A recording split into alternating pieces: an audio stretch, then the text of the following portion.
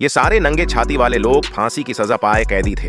हर एक ने बेहिसाब अपराध किए थे। उनमें गैंगस्टर भी थे, हत्यारे भी, डकैती करने वाले भी, चोर भी। जो सजा उन्हें मिलनी चाहिए थी वो फांसी किस्मत के मारे टल गई, क्योंकि देश ने बंटवारा सहा। उन्हें एक वीराने टापू पर ले जाया गया और वहां बेइंतहा परीक्षा और ट्रेनिंग दी जाती है, ऐसी ट्रेनिंग जो आम इंसान सह ही नहीं सकता। हर कैदी को एक अलग थलग प्रशिक्षक दिया गया, क्योंकि ये लोग सबसे खतरनाक मारे हुए अपराधी थे। उनकी अंतिम कसम ये थी कि ट्रेनिंग पूरी करके वे पड़ोसी देश के किसी बड़े नेता की हत्या करें। काम सफल हुआ तो उन्हें न सिर्फ आजादी मिलेगी बल्कि पद और दौलत भी मिल सकती है। यह 31 कैदियों की टुकड़ी थी। नाम था छबस विशेष दस्ता। उनके दिन केवल ट्रेनिंग में बीतते थे और ट्रेनिंग की कठोरता आम सैनिकों से कोसों आगे थी। उनकी रोजमर्रा की अनिवार्य कक्षा का एक हिस्सा था बेहयाई की मार। हर दिन कम से कम 2 घंटे तक पिटाई झेलनी पड़ती। उनके सामने ढेरों फिसलन भरी जालें और जालिम चुनौतियां थीं। पकड़े गए तो दुर्गम यातनाएं और भी बढ़ जाती। इन यातनाओं के निशान हर किसी के बदन पर साफ दिखते, कटे छिल्ले, जख्म और दाग। मगर जो असली मकसद था, कैदी से हीरो बनकर निकले, वहीं उन्हें जीने की आस देता रहा। प्रशिक्षक किसी पर दया नहीं करते थे। यदि कोई पकड़ा गया तो उसकी सजा और भी बर्बर होती, और अगर कोई समूह असफल रहा तो ट्रेनिंग का जिम्मेदार प्रशिक्षक भी सजा भुगतता। इसलिए उनकी निराशा और क्रूरता का कोई ठिकाना नहीं था।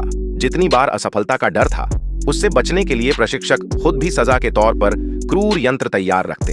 लाल गर्म लोहे के ताम्र छेद जैसे हथियार सीधे शरीर पर दबाए जाते। जो दर्द सह नहीं पाते, पानी में कूदकर खुद को बचाने की कोशिश करते। कुछ तो पहले ही डर से भाग जाते। अंत में सिर्फ 3 लोग ही बच पाए। उन्होंने हर यातना सह कर टिके रहे। इन्हें कमांडर ने छोटी टीमों का नेतृत्व दे दिया। हर टीम रोज बॉक्सिंग मैच करती।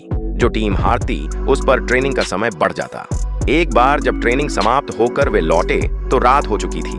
हारी हुई टीम का कप्तान बुरी तरह नाखुश था और उसने फिर से लड़ने की चुनौती दी।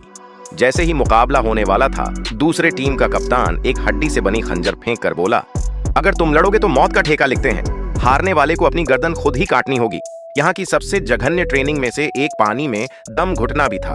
समुद्र के किनारे भारी मशीन अग्ने गोलियां बरसाती। जो तय समय तक पानी के भीतर टिक नहीं पाते, ऊपर आते ही गोली मारकर भून दिए जाते। उनमें से कुछ को पानी के अंदर 30 मिनट से लेकर 1 घंटे तक टिक कर रहना पड़ता। किसी ने 100 मीटर की रस्सी वाली बाधा 42 सेकंड के अंदर पार करनी होती। नीचे खतरनाक चट्टानें थीं, गिरना मौत के सामान था। उन परख के पुलिस विशेष दस्तों का पहनावा चमकदार था। तिब्बती मोटिव के वेशभूषा वाले यानी लियोपर्ड जैसे यूनिफॉर्म में ट्रेन किए गए विशेष बल मेहनत से 65 सेकंड में पूरा करते थे।